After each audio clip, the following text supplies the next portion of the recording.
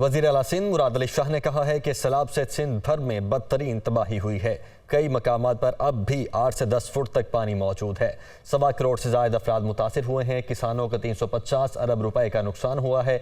UN secretary ने भी कहा, इतनी तबाही कहीं नहीं देखी। पूरी दुनिया ने माहौलियाती तब्दीली के चैलेंज का मुकाबला करना है। 33 मिलियन 3 करोड़ 30 लाख लोग के सरों पे छत नहीं है, उनके घर तबाह हो गए। Millions of acres of fertile land. मैं सिर्फ सिंध का आपको बता दूं, हमारा अंदाज़ा है कि 350 अरब रुपए का नुकसान फार्मर कम्युनिटी को हुआ है। कम से कम 50 अरब रुपए का नुकसान लाइफ स्टॉक वालों को हुआ है। घर लोगों के गिर गए हैं।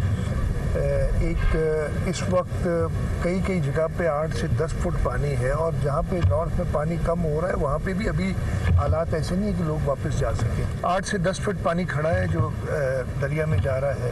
लेफ्ट बैंक पूरा तबाह हुआ है, सखर से लेके खैरपुर से लेके घुटकी सखर खैरपुर से लेके बदीन तक और थरपारकर तक। हमारा अंदाज़ा है कि तकरीबन 1.25 करोड़ के करीब लोग सिंध में डिस्प्लेस्ड हैं, जिनमें बड़ी तादाद ख़वातीन और बच्चों की।